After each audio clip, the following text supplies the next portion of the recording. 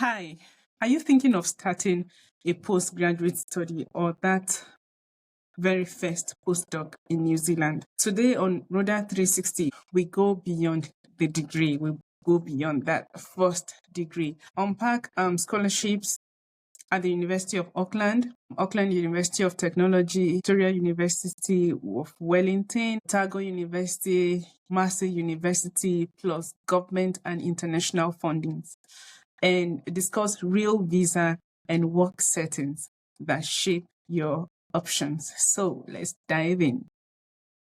Immediately, just straight away, I'll just go to the national and international scholarships for postgraduate, for PGDs, masters, and PhDs. First, and on the list, is very important because this is the foremost government scholarship in New Zealand, and that is the Manaki New Zealand scholarships. It's called the MFAT. It's a fully funded scholarship. That is, scholarship includes tuition, living expenses, travel, I think, insurance, research cost. And the 2026 tertiary applications opens on the 1st of March, and I think closes on the 31st of March. So application period is between March 1st to 31st of March. The pros in this scholarship is that it's a comprehensive package and it has a strong alumni network, but then it is highly competitive. So you need to tighten up your application materials, your SOPs and other things. Most recipients will have to return to their home countries for 2 years because that is 2 years after the studies, because there is a development objective where you need to contribute to your home country before any other step, and that's after your studies. So the next one is supposed to be the Commonwealth Scholarship for New Zealand, but is now under the Manaki Scholarship. So it was formerly separated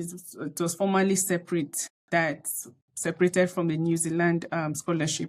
But then right now, the pathway in New Zealand has been consolidated with the Manaki Scholarship, like I said before, and benefits remain fully funded for eligible partner countries. So the next one will be looking at the university scholarships, and we'll look at the major universities in New Zealand.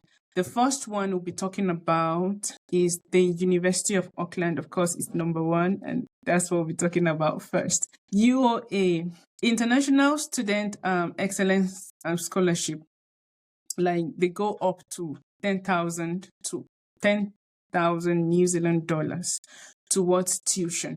And the next intake will open on the 19th of February 2026 and close on the 2nd of April 2026. The next one is the Asian High Achievers and India High Achievers Scholarship, which is up to 10,000, between 10,000 to 20,000 New Zealand dollars towards tuition for new international students. That is inclusive of undergraduate, postgraduate masters, postgraduate diploma, and master's students. Then the next one, very juicy one, is the Doctoral Scholarship, University of Auckland Doctoral Scholarship. And the stipend right now is around $34,000 per year in 2026, which is up to 24 months fees. That is, it covers up to about 24 months of fees. Others covers between 30 and 36 months, but this particular one covers up to 24 months. It also includes single student health insurance. So if you're coming with family, you need to get your family's insurance. But yours, if you get the scholarship, health insurance will be covered. And it has 4 application rounds per year, which is deadlines include 1st of March, 1st of June, 1st of September, and 1st of November. The pros here is that it's a strong stipend. He has a strong stipend. Your tuition is covered, student fees covered, health covered. Now, the considerations happen with your doctoral application, so you don't need to apply or you don't need to secure admission before applying for the doctoral scholarship. However, it is very competitive and it aligns with faculty priorities. So if whatever the research you're applying for does not align with the priority of the faculty at that moment or at that stage, you might not be taken. But again, who knows? So just contact the faculty managers, contact your potential supervisors, reach out to people, and then get information before you decide to submit any application. The next one is the Auckland University of Technology, UT. This is a very good university. I think it's number 2 or 3 thereabouts in New Zealand right now. So we have AUT International Scholarships for semester 1, 2026. Here, like there are diverse sections of scholarships, types of scholarships under this international scholarships from AUT. We have the undergraduate one, which is 5,000 to about 10,000 New Zealand dollars towards in your first year, towards your tuition. Then postgraduate thought masters, or postgraduate thought, which is 7,000 New Zealand dollars. Here, this postgraduate thought masters or diploma, it doesn't cover doctoral students. So doctoral scholarship is different, and this particular one is faculty regulated. So it depends on the faculty, but many close applications on the 15th of November. Then another one, the juicy one here is the AUT Doctoral Scholarships, or Vice Chancellor's Doctoral Scholarships, and the stipend is still around 34,000 New Zealand dollars. It covers, that's the domestic rate tuition, covers domestic rate tuition and student service fee. The Vice Chancellor scheme open year round, so you can apply for this scholarship all year round, provided you have your admission later. The rounds include, contestable rounds include 1st of March, 15th July, and 1st of November. The pros here is that this scholarship is robust. It provides robust support. There are multiple rounds, but then eligibility conditions are high. GPA thresholds are high. It requires a doctoral admission. You need your admission letter before you're able to apply for this scholarship. And of course, it's highly competitive. Right, going down to the south of North Island is the Victoria University of Wellington, VUW, where we have Postgraduate International Scholarship, which provides 10,000 New Zealand dollars for master's or postgraduate diploma. And the key intake date is 1st of December, right? So, and then the next one is Wellington Doctoral Scholarships, and which provides about 32,000 New Zealand dollars per year, inclusive of full school fees. But then full school fees, of course, stipend, and I think health cover, health insurance for one person, of course. Then it typically closes around the ending of March, around 27th to 30th of March.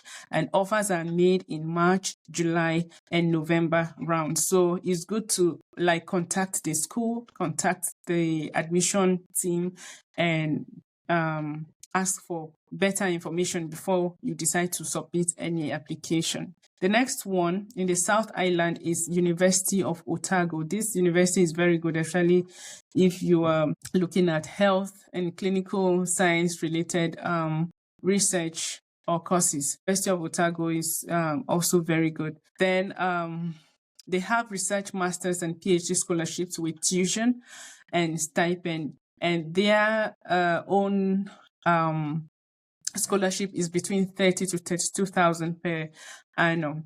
and is targeted towards several awards, including International Masters Research Support and Vice Chancellor Scholarship, which also include 10,000 New Zealand dollars for undergraduate students if you secure the scholarship. Deadlines vary. For example, Masters Research, 1st November for 2026 start. So the next one is Massey University. Postgraduate coursework scholarship is around 2,000 New Zealand dollars. Now up to 80 awards are given for this scholarship, and it closes on the 15th of January 2026. So if you need that $2,000 that can support your housing, your feeding, or even support towards your tuition, I advise that you apply for this. 80 awards go out annually.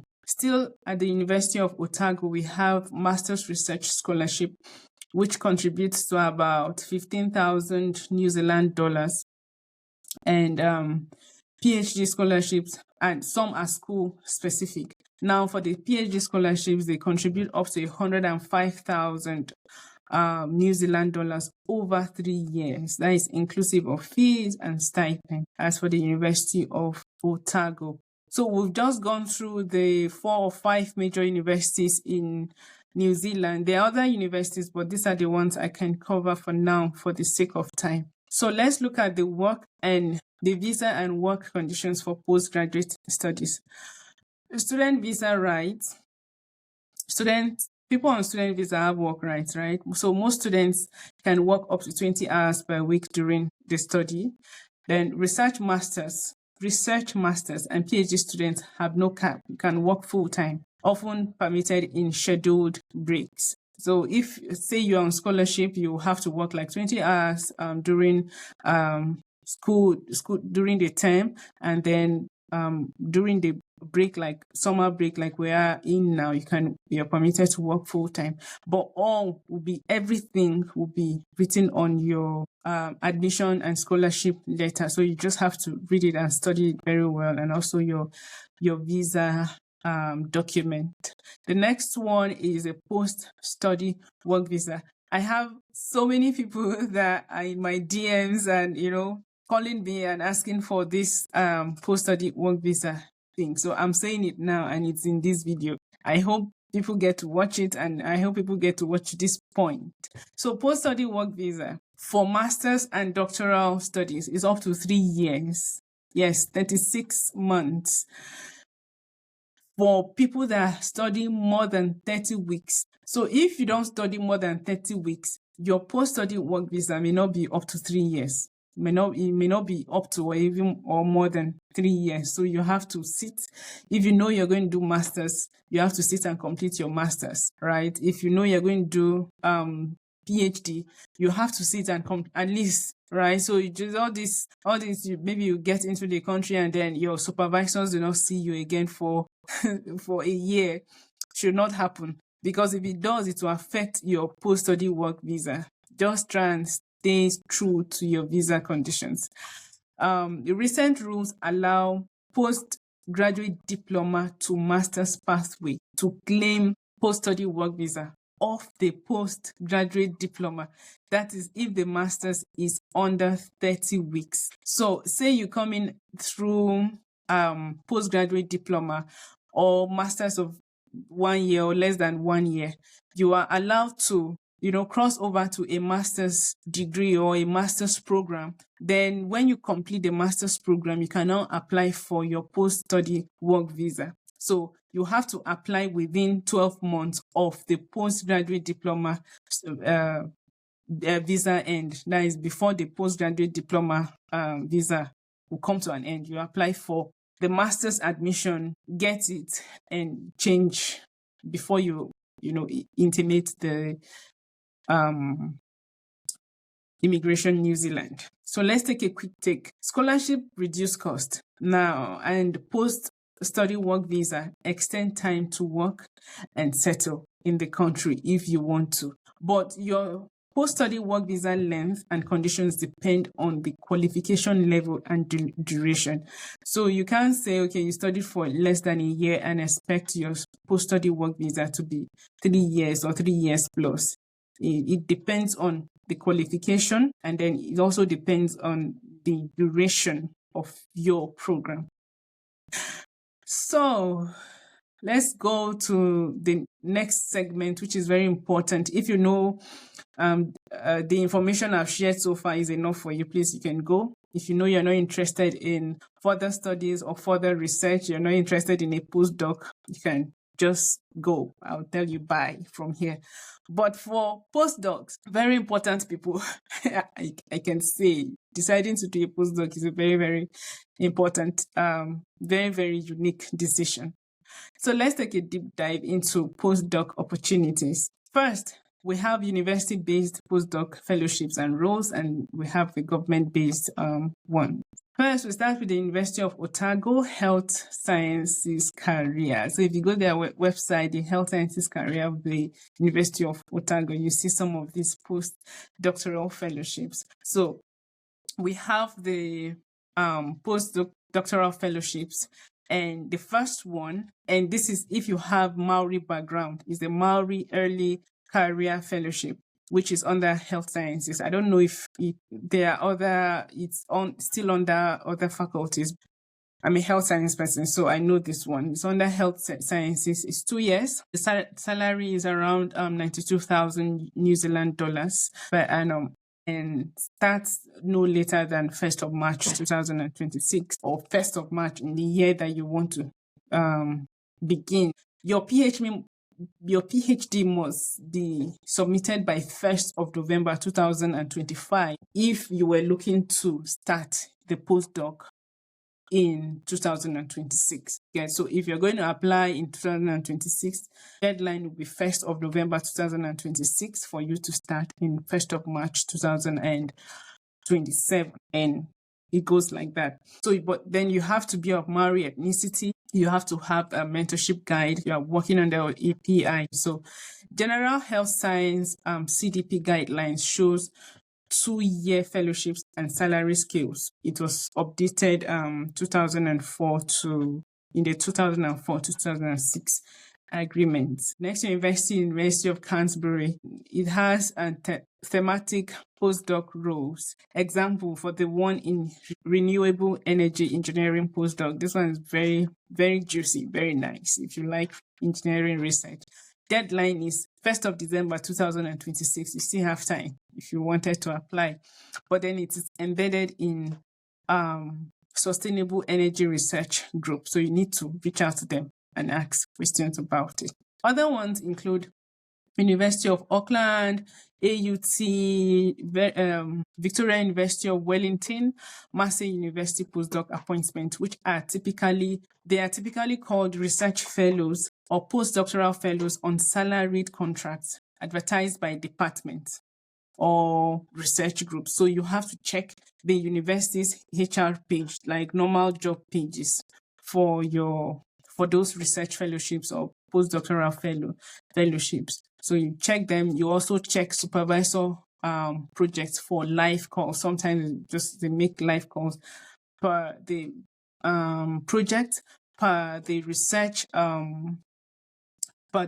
group, or the HR of the department or the faculty will make will throw out advertisement for that. So the next one is the Royal Society and Ministry of Business, Innovation and Employment Pathways. These ones are very juicy, just like full time. I can't really say full time, but then they're actually very good. Next, under it, you look at the catalysts, include leaders, international collaboration funding, that is, and the rounds include is between January 29th and April 23rd, 2026, if you're looking to apply. And under this agreement includes the Japan Society for the Promotion of Science, JSPS. This is a very prestigious postdoc funding, prestigious research funding. So this scholarship is for you to take the postdoctoral fellowship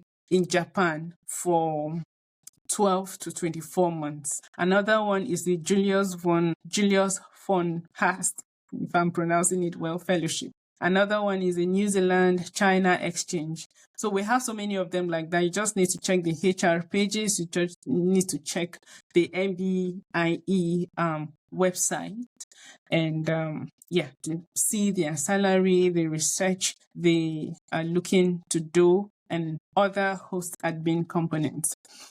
Another one is the Marsden Fund Royal Society. That is Royal Society Fund, and is a fast start grant for emerging researchers. That is researchers that are less than 7 years post PhD. Please confirm this from the Marsden website. And they can fund PI-led projects and often support postdoc salaries. So within grants. So 2006 rounds has fewer grants. In fact, the scholarships the funding from Marsden has been having fewer grants over the last few years. But then again, in total, they are giving out about 55 million New Zealand dollars. And the timetable changes. So if you are interested in this particular one, you need to just be on their website and be asking questions and be contacting them regularly. Another one is the Endeavour Fund from MBIE.